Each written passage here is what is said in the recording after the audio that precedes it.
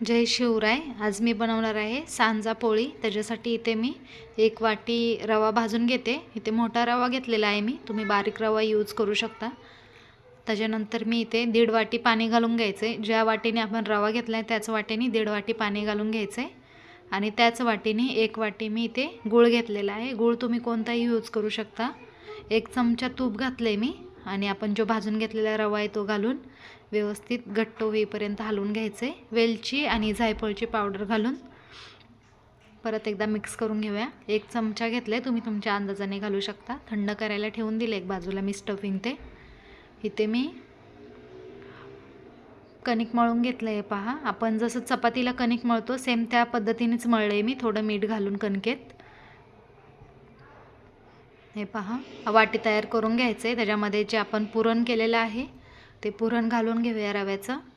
छान मस्त बंद करून घेऊया आपण आणि लाटी करून लाटून घेऊया। हे पहा, अशा पद्धतीने तुम्ही कशीही लाटू शकता। आपण चपाती लाटतो त्या हिशोबाने लाटली तरी चालेल, अजिबात फाटत तुटत नाही आहे। हे पहा, जेवढी पातळ लाटता येईल तेवढी पातळ लाटा। जाड ठेवायची असेल तर जाडही ठेवू शकता। मी थोडी पातळसर अशी ठेवलेली आहे। हे पहा, मस्त फुलते, फाटत बिटत नाही। व्यवस्थित हलक्या हाताने आपण उलटून पालटून मस्त भाजून घेऊया। तुपाची धार टाकून मी भाजून घेतले बघा सोडून। तुम्ही सुद्धा जर तूप खात नसाल तर तेल घालूनही, तेल लावूनही करू शकता।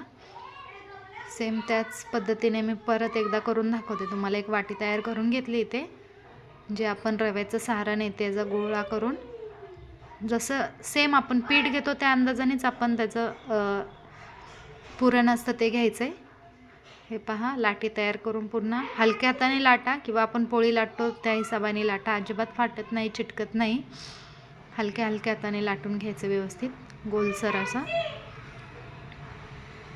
हे पहा, पुन्हा मी इथे तुम्हाला भाजून दाखवते पोळी।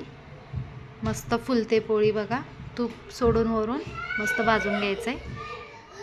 हे पहा, अशा पद्धतीने खरपूस भाजलं जातं बघा।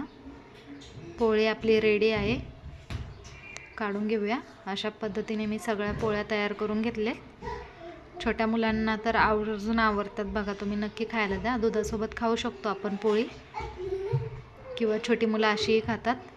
हे पहा, मी खोलून दाखवते तुम्हाला। एकदम व्यवस्थित कडेने सुद्धा पुरण आपलं लागलेलं आहे। तूप लावून दुधासोबत खाऊ शकतात। धन्यवाद।